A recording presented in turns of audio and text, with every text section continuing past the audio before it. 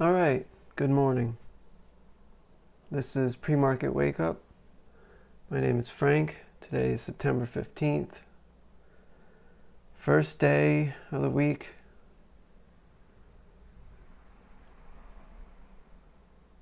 My community is called No More Paper Trading. Try to move away from paper trading and into profitable trading. I have a massive membership of 0 right now. Well, me. Yeah, that counts. I have nobody that watches. But all of this, it really helps me to become more professional in my trading and one day hopefully grow. I apologize for Friday. There was nobody waiting, but I got a massive migraine right before I was set up to start. I get about 2 or 3 a year. I wish it was less, but it's getting more and more. Anyway, that's irrelevant. As I go live, there's no new news in the market. I did not check anything over the weekend. I was too busy working over the weekend.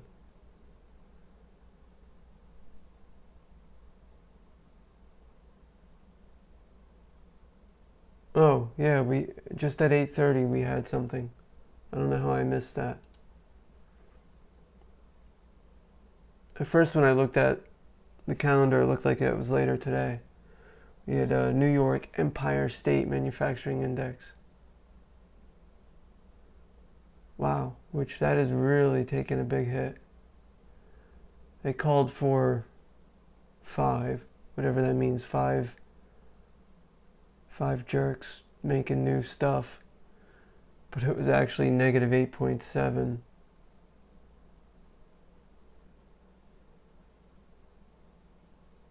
I think that's been a trend for a long time now in New York.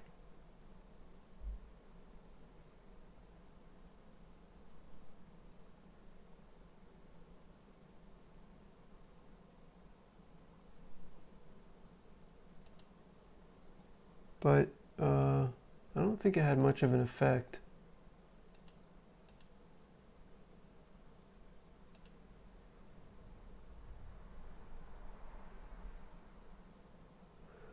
Maybe.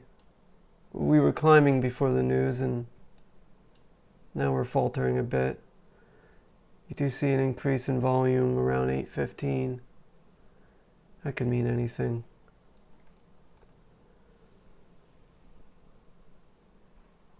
Also, today marks contract rollover for all the equities.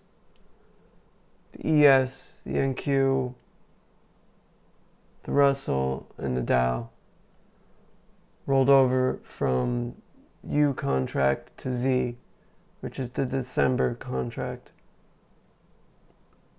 I think when I checked the volumes earlier this morning, the only one that didn't have a higher volume in December was the NQ, which I'm sure now it does have higher volume than the previous contract month. But first let's look at overnight moves. See what happened. Sunday night, there wasn't much going on. Then I'll move into news later today, which there isn't any, I don't think. Then later this week, obviously if you're not brand new, you would know we have FOMC later this week.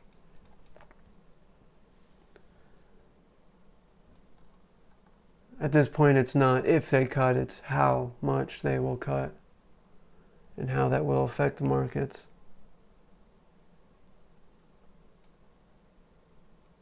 All right, in the ES,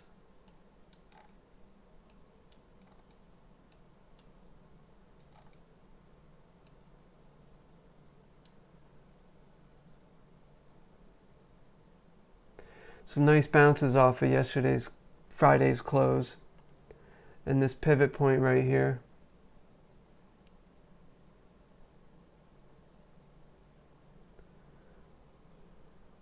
price mostly went up until it stopped at Friday's high, which was also an all-time high. Well, now the all-time high is higher, but it didn't hold.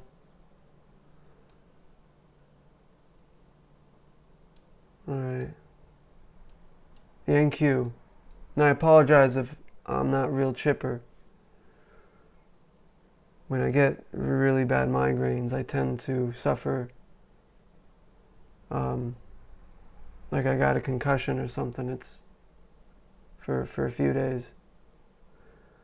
NQ.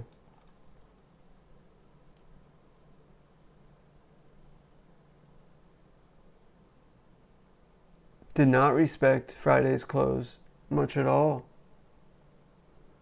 Instead bounced cleanly off of oh great. That would be the R1 pivot point. So look at that later today to be of some importance, the R1 pivot point.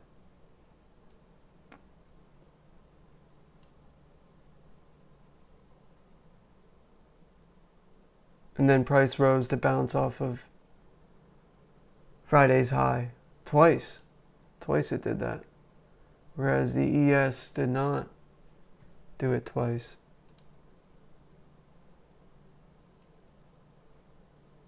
What might hurt the NQ today is China being a bully with Nvidia.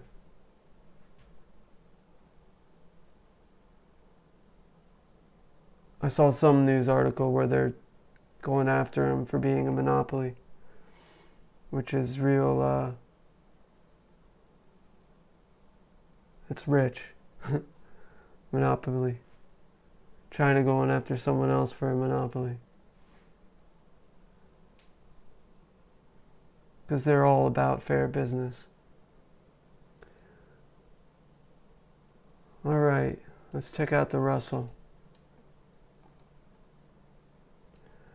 Clean bounce off of Friday's close in the overnight. And then it bounced off of last month's high.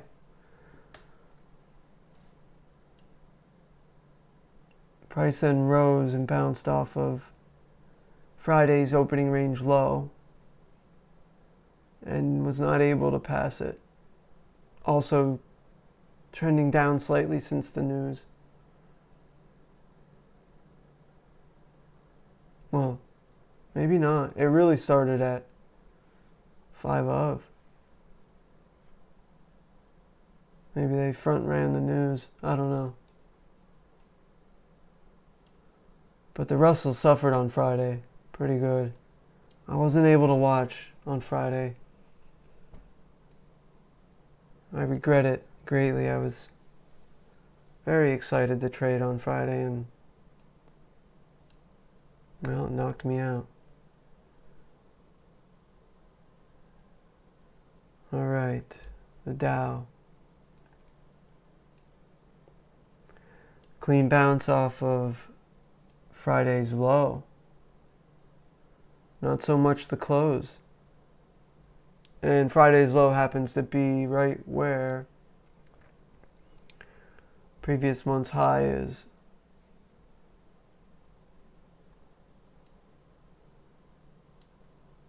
Price then rose. I was close to making some of these trades last night.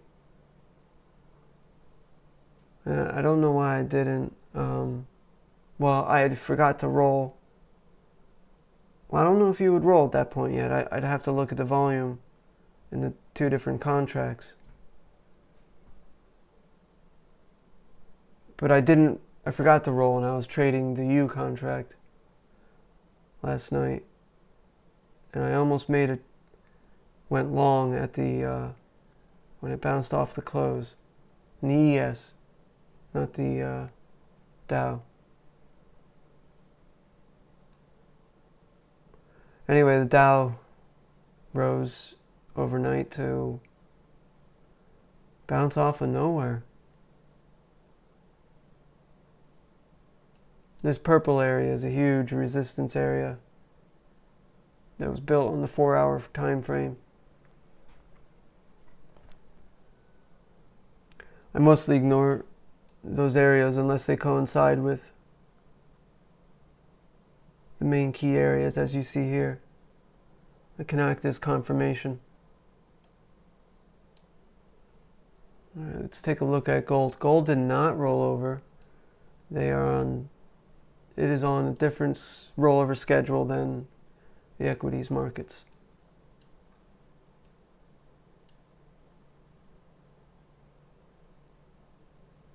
Pretty sure. Yeah. Let me take a look at that quick.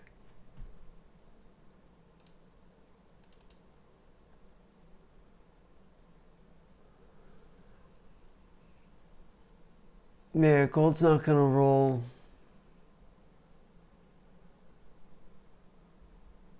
till November, I think. And oil's set to roll later this week. But not yet.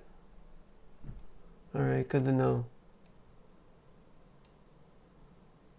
Not a real clean bounce off of Friday's low for gold. It actually bounced off, is that a pivot point? Yeah, that's the R2 pivot point.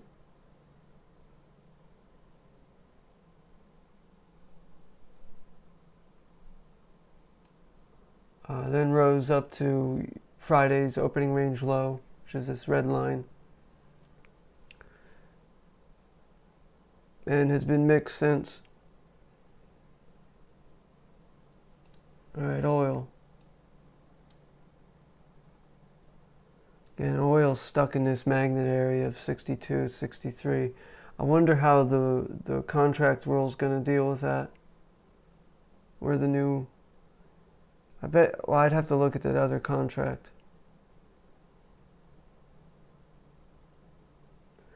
I don't often do that. I don't trade the contracts against each other, or even look at them.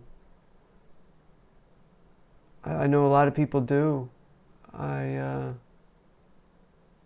guess I'm willing to learn more about that at some point. Anyway, oil opened, held up for a little bit at Friday's close.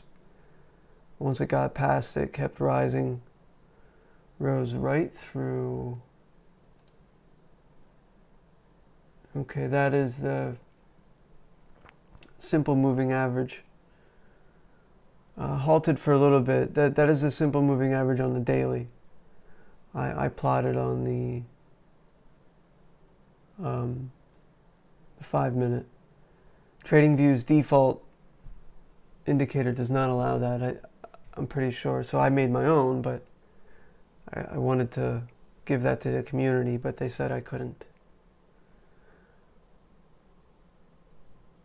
Anyway, as you can see, price respected that a couple times in the overnight, bouncing between there and the opening range low on Friday.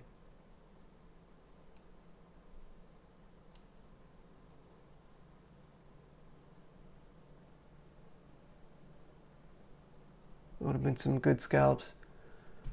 Let's take a look at the VIX.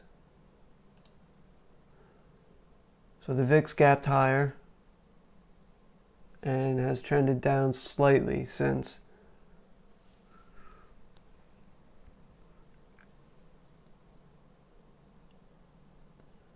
Not much going on there.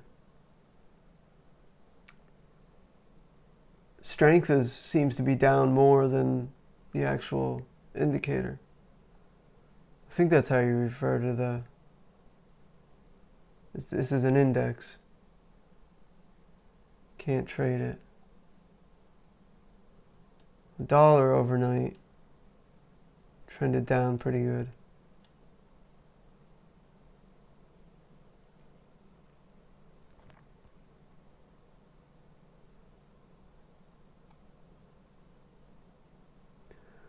Alright, that's it for the overnight moves. Let's take a look at news upcoming and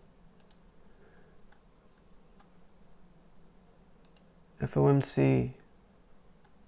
I also take a look at the Fed Watch. If you don't know what that is, I'll explain in a little bit. So this week, today we have not much else. European speech. I might block that out on the overnight. Make sure I don't trade. Other than that, tomorrow, some UK stuff. I don't think, 2 a.m. I won't be up to trade anyway. 8:30 tomorrow morning, retail sales. That'll be a big deal. I'll block that out. Make sure I don't trade. I'm not trading during then. Wednesday's FOMC. I won't trade the whole day, pretty much. Maybe I'll paper trade and screw around with the DOM.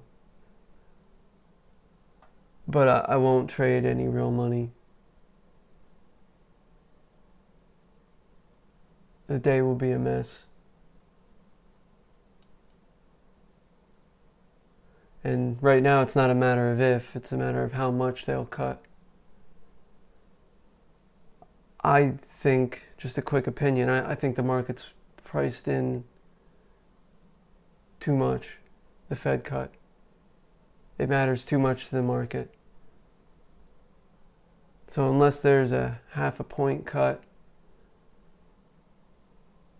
I don't think price will react really well, at least in the days following. Price usually reacts positively on a cut. Now, if they surprise us and don't cut at all, I might place a short if that happens.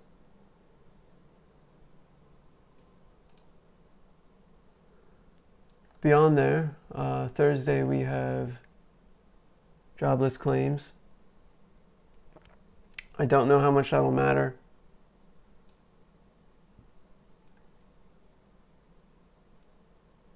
And then Friday we have some Fed speech. Some Japanese stuff. This is, I use fxstreet.com. They have a great calendar, but it is geared towards Forex, which I don't trade. I just really like their calendar. It's pretty clear and set up. All right, let's move on to the key areas for today and see what's going to happen.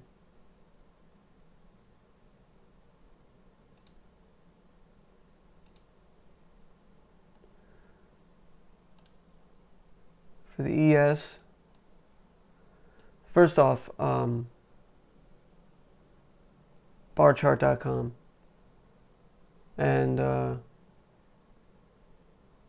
couple of the others, they claim today the markets will be mixed.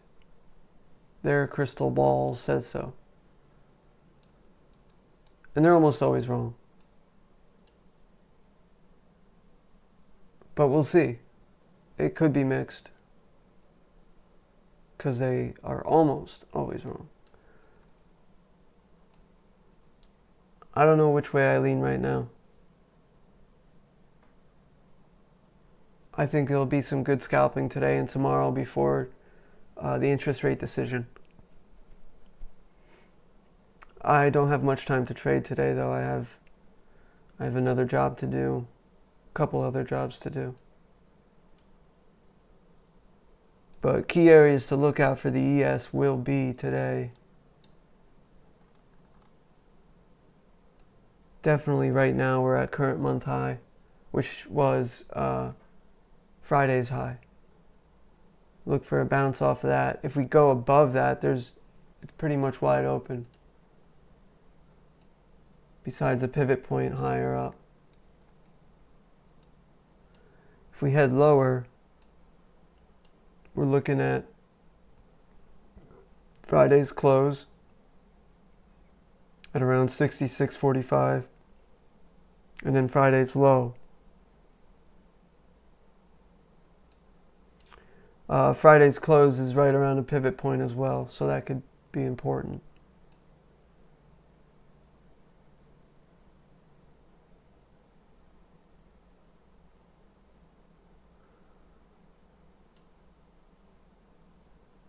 So there is this, I forgot to mention it in the overnight. At 4 a.m.,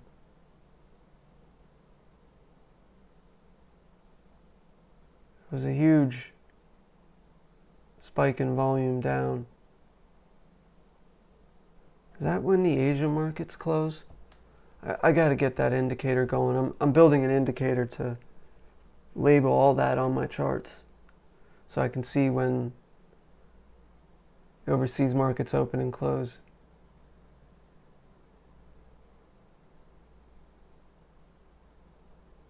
Yeah, I don't know. I know some pre-markets open at around 4.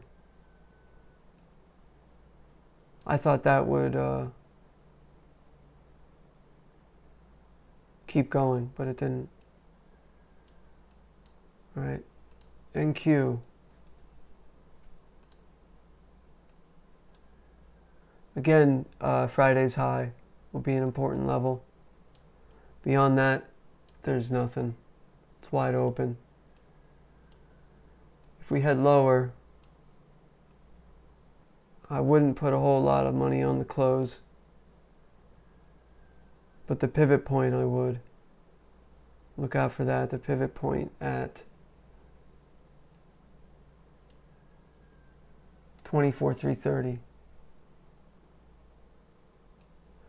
Beyond that, we have last month's high.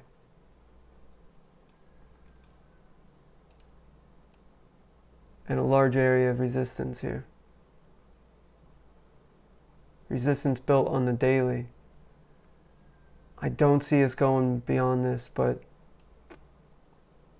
that'd be a good place to scalp if price does reach this area. Price will almost absolutely pause there and recover a bit. Let's take a look at the Russell.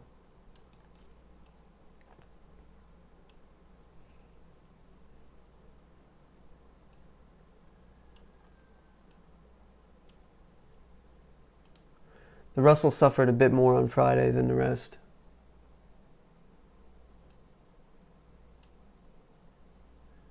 I would expect it if there is a larger rate cut than anticipated. I forgot to do that. Let's take a look at that real quick.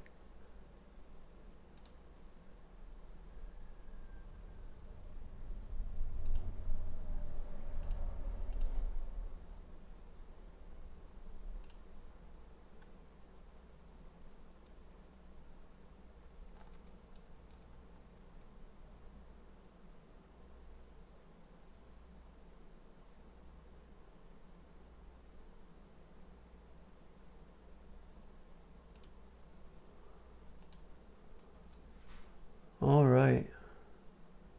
This is for Wednesday. So we're at a 96.4% chance of a quarter point cut, which isn't much.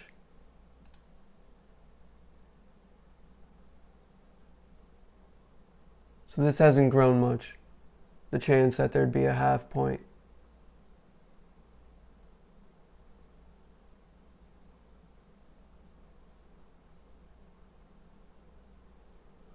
Let's see if it, going forward, it changed.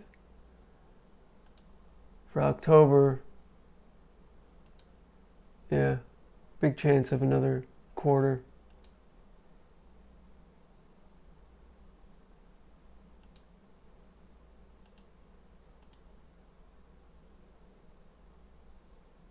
And then December,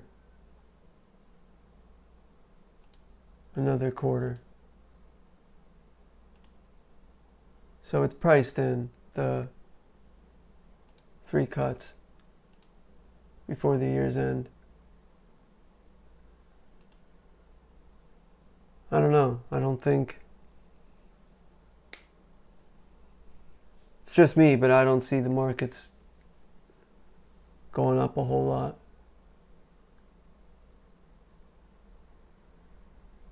But I got to get away from that attitude, because price will go up and up and up and up a lot more than you can bear. I'm not a bear market type of person, but a lot of my strategies are the type that get in when there's a recovery, and then we don't have many recoveries. I'm talking on the longer term. I scalp mostly futures, but I trade ETFs in the much longer term on the weekly, daily, weekly, and monthly scale. And without recoveries, I don't get a good chance to get in and make money. The biggest pain in the butt earlier this year was anytime US president opened his mouth, the market would have a V, and it would ruin the strategy. But let's get back to the Russell. If we head higher, so this is opening range low from Friday. That will disappear once the open comes. But I would still pay attention to it. I wouldn't trade off of it. Beyond that, we have Friday's high, which was actually made in the overnight, not during the day.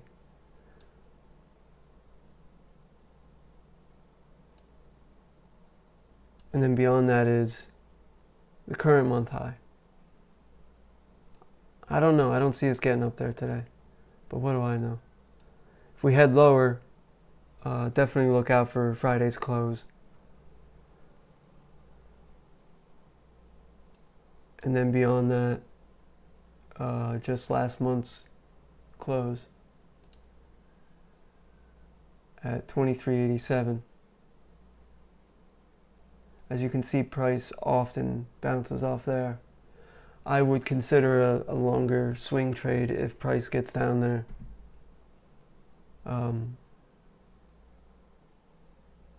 I would buy.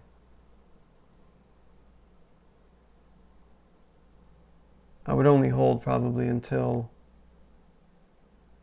24.12, 24.10. But we'll see. Price did not go lower in the overnight. That says something. All right, let's take a look at the Dow.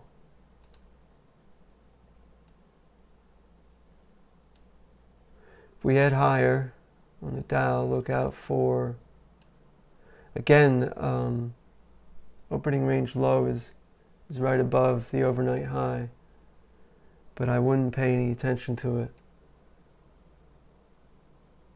Beyond that, you have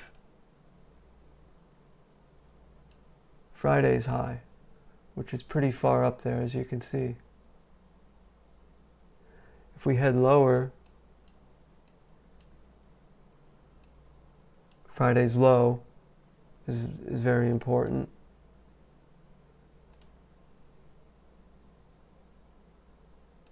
And then beyond that, again, we have the monthly close at around 45,936.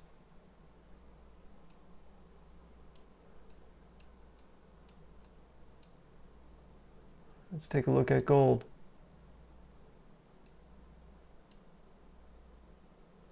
Gold is now breaking out above Friday's close for the first time overnight.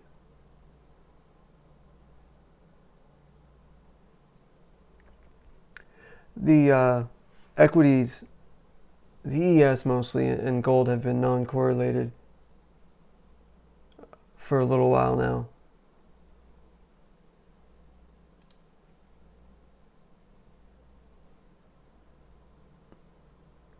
As people pull their money out of the market, they put their money in the gold. At least that's the theory. But gold can be strange. It's not always non-correlated. It actually rarely is. Sometimes it's actually correlated. It's just strange. It doesn't act like the VIX. But when I see a lot of money pouring into gold, I take notice. But I wouldn't call this a lot of money. So if gold heads higher, definitely look out for Friday's high at around 36.95. Beyond that, you have the current month high, which was an all-time high made on last Tuesday. Was that last Tuesday? Yeah, last Tuesday. That is at 37.15. If we head lower, I think the high would be the place we would start heading lower if we do. I'd look out for Friday's low. Well, more so I'd say the pivot point at R2. And beyond that, there's not much. So if gold crashes, it can crash a lot. You see this wide open space.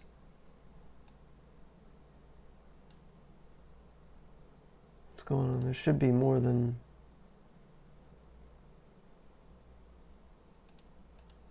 Where's my other EMAs? So I came back. Yeah, they're all screwed up. All my indicators were screwed up this morning on TradingView. I don't know why. Could have been my fault.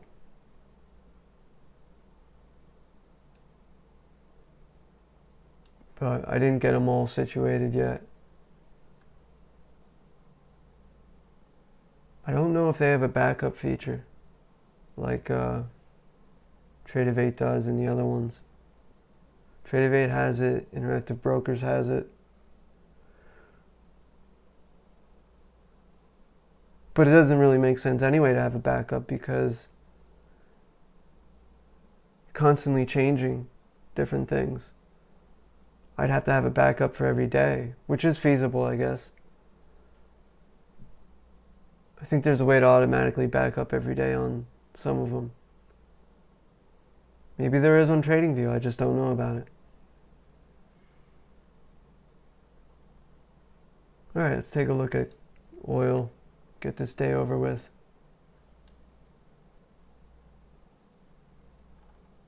I've mentioned several times now that the 63 area tends to act as a magnet. Price will break away from it and then come back over and over and over again.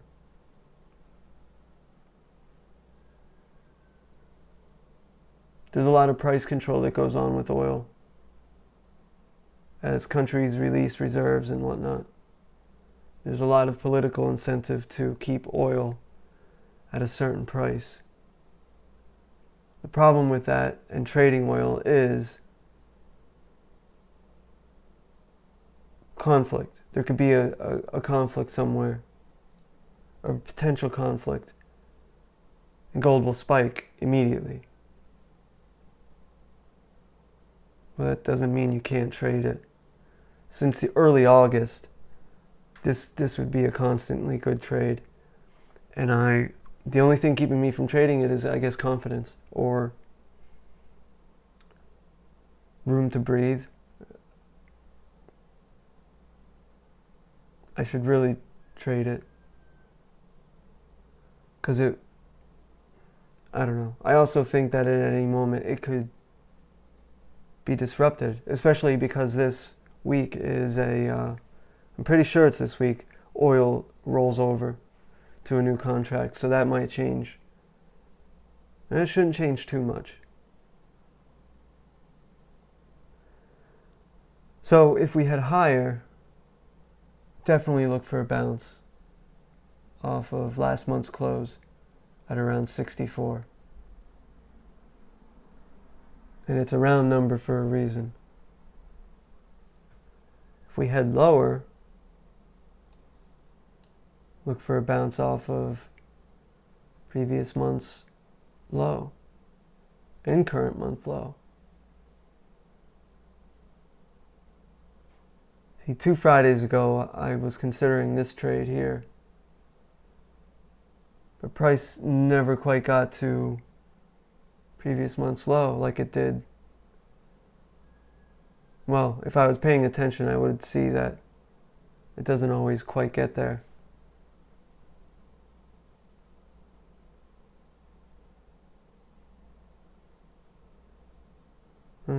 That is the confusion with oil. How do you know when to enter? The ES and the NQ and the Russell and the Dow, they will often hit the key area right on, or within a point. You don't have the same thing with oil and gold. Not always. In my experience, gold hits key areas a bit more than oil, but oil tends to respect zones, areas of price. It moves between these zones because it is heavily manipulated just by its nature.